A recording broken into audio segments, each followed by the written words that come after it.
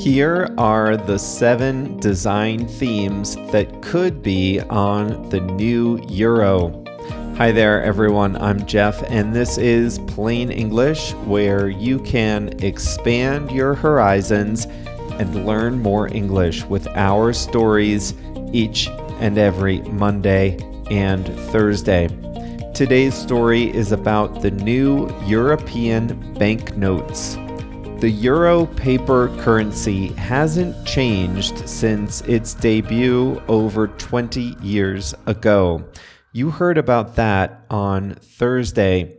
Today, I'll tell you about the 7 proposed design themes, and we can see which one we like the best.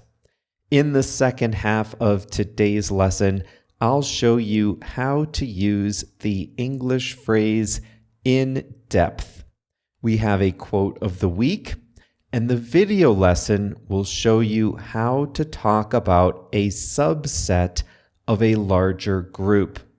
The video lesson and exercises for today are all at plainenglish.com/612. That's because this is lesson number 612. I think we're ready to get going.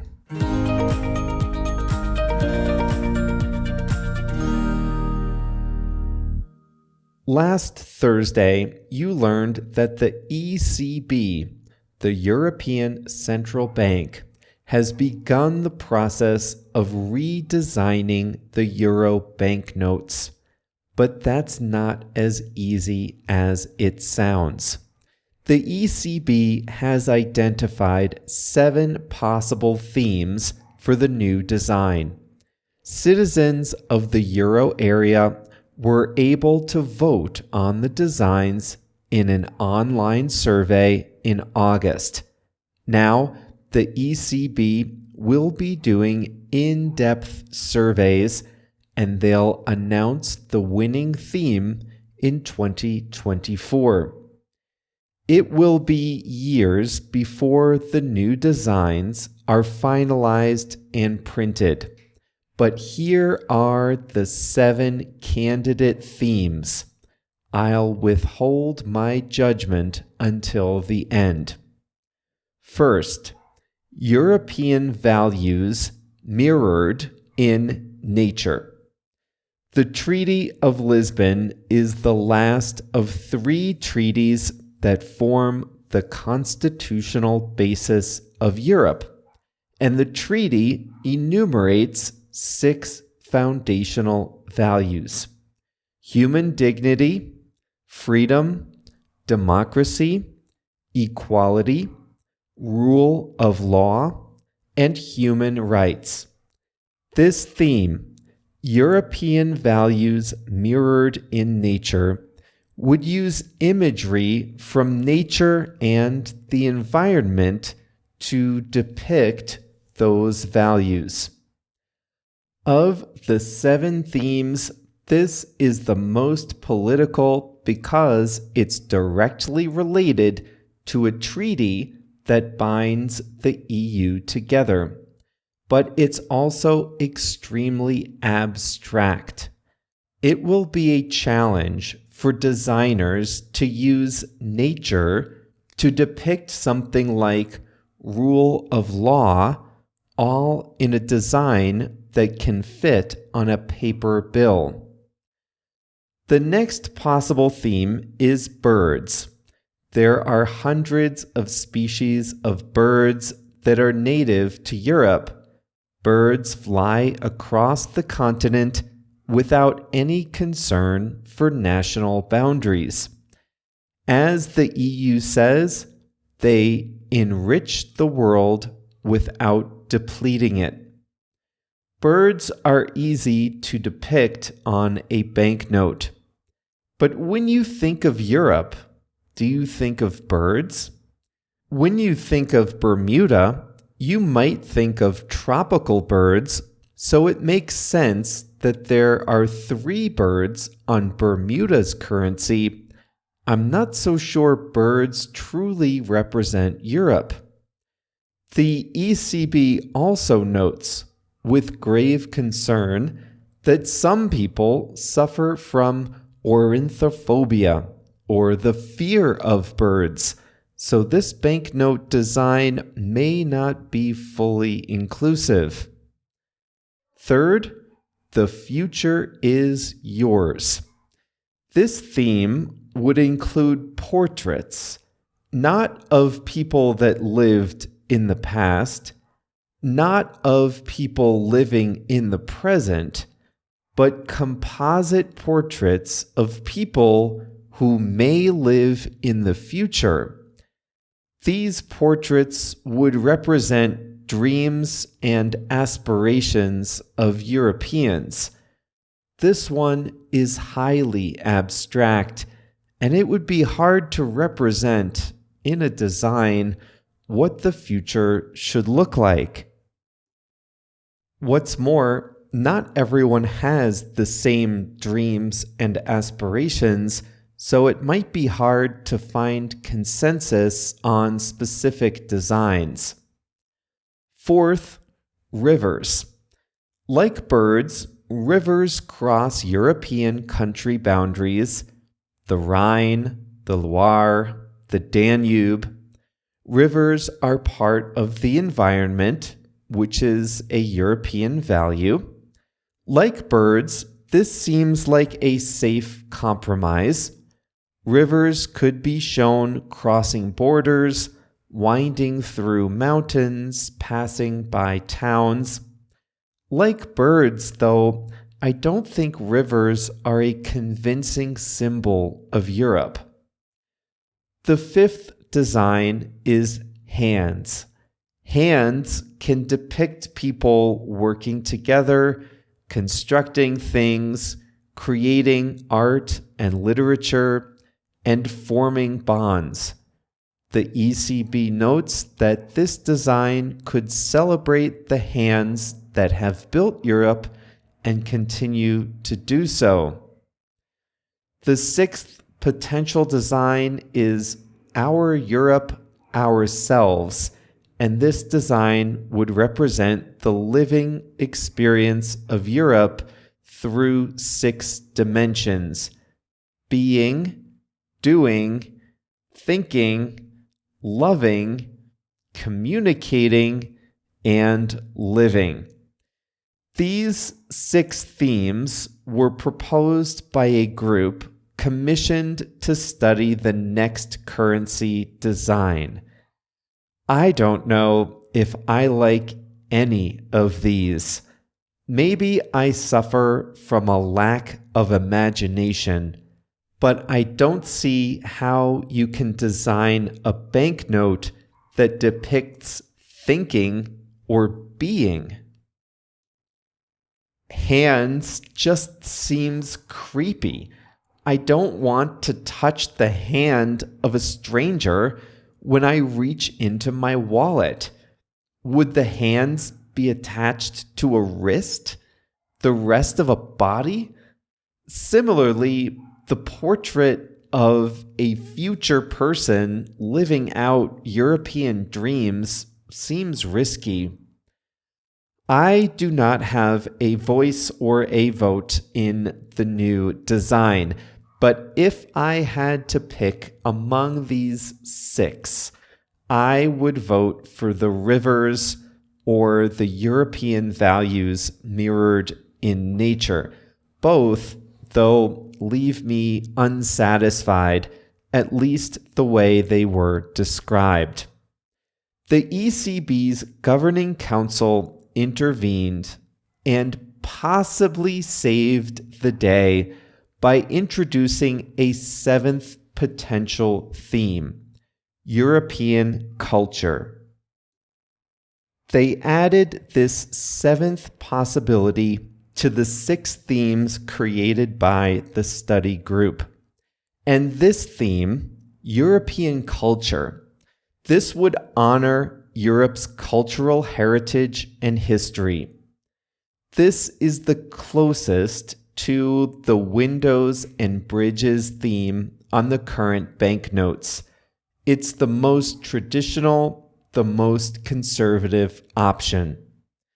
True, there would have to be some hard negotiations about which cultural symbols are chosen for the banknotes, but I think this design is the only one worthy of being on the euro currency. The 7 themes, the 6 original ones, plus the European culture theme, they were part of the advisory survey that citizens took in August. We'll know early next year which theme the ECB chose.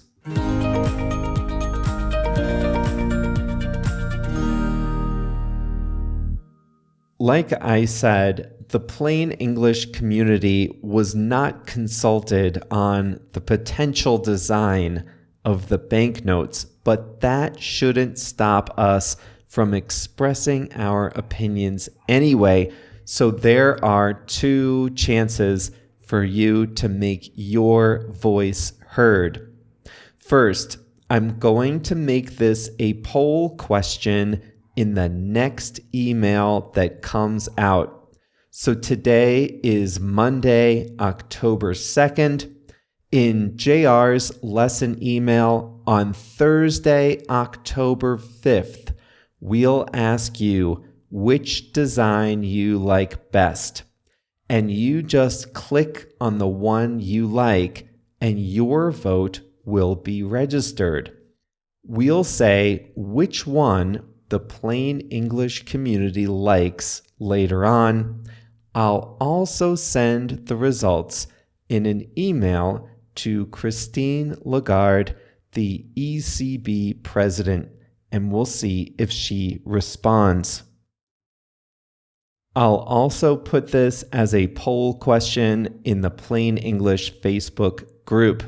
But to make your voice count, to make Plain English's voice count, you need to be on the email list. So if you're not yet getting the Plain English emails, then go to plainenglish.com/mail, MAIL, and sign up. Then watch for JR's email on Thursday morning, October 5th, plainenglish.com/mail.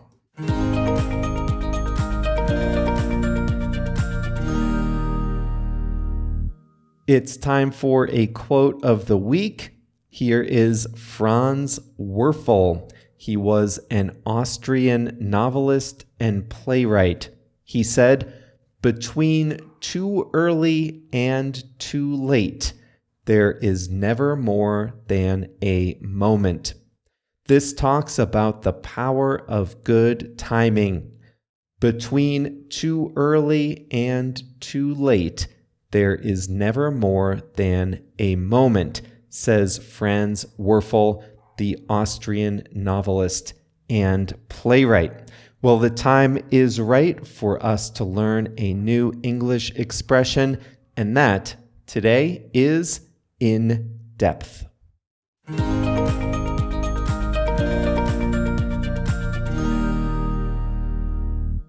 In depth is a modifier that we can use to describe something that is thorough and detailed. The opposite of in-depth is quick, fast, high level, not detailed. You heard in-depth in today's story about the redesign of the euro paper banknotes. The ECB posted an online survey about the 7 potential design themes: birds, rivers, European values, and, oddly, hands, among other ideas. The online survey was quick and a lot of people took it.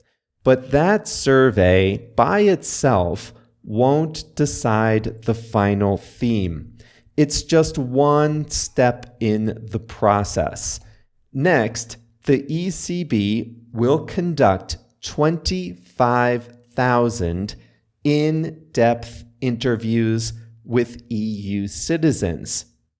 I called these interviews in-depth interviews because these will be comprehensive and more detailed than the online survey. The online survey just asked for people's opinions, but the in-depth interviews will probably ask more detailed questions. For example, they might ask about what emotions certain designs provoke. They might ask people to give longer reactions or feedback to certain ideas, to say why they liked the ideas they liked. The online survey was quick, but the phone interviews will be detailed. So we say they will be in-depth interviews. Here's something I used to do when I was in consulting. We do profiles of competitive businesses for our clients. So a company would ask for an analysis of other similar businesses. And we do a high-level survey of many different competitors, but then we'd pick just 2 or 3 competitors and do an in-depth analysis of those. We'd ask more questions, we'd gather more data, we'd spend more time, we'd do a more detailed write-up of just 2 or 3 other companies. So we'd have a high-level, simple survey of a lot of competitors, followed by an in-depth survey of just a few competitors. There was just a museum exhibit in Chicago. JR said he went 4 times. He's lucky I didn't get to go at all. It was an in-depth exhibit of Van Gogh's paintings along the Seine River, all produced between 1882 and 1889. There were 24 Van Gogh paintings in the exhibit, plus 50 paintings from his contemporaries, all done in the same region of France. If you go to the Art Institute on any given day, you can see some Van Gogh paintings. You can see some paintings from Impressionists done in this area and at this same time.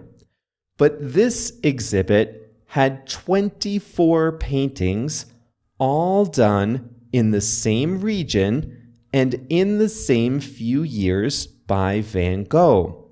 That's why we say this exhibit was an in-depth exhibit from this part of Van Gogh's life. The exhibit was much more thorough, much more detailed than other collections, which might be more general, covering just a few paintings or a longer period of Van Gogh's career. I think that exhibit has moved to the Van Gogh Museum in the Netherlands in case you're in Europe and able to visit. Here are a few other quick examples. You can say, a magazine published an in-depth article about the latest advancements in artificial intelligence. That means the article is detailed and thorough. It's probably long. You can say that a financial analyst produced an in-depth report on a company's stock. That report would be long, thorough, and detailed. You can say that employees were required to take an in-depth training on the importance of data security. That means the training was detailed and thorough. So we use in-depth as a modifier, and it comes before the noun. In-depth report, in-depth training, in-depth article, in-depth exhibit, like that. Well, that's all for today. Remember, the full lesson is available at plainenglish.com/612. Coming up on Thursday, you guys know I don't talk about myself a whole lot. I only do it if it helps illustrate a point. Like when I told you about my classmate who stuck a piece of metal into the electrical socket. There was no better way to illustrate the expression accident waiting to happen. Well, this month I celebrate the 1-year anniversary of my move to another country, and that is an experience a lot of you have had as well. So on Thursday, we'll talk about my first year living in another culture, the surprises, the ups, the downs, all that stuff. And we'll see how it compares to your experience or to the experiences of the people you know who have also moved across borders. That's on Thursday. I'm looking forward to it. See you then.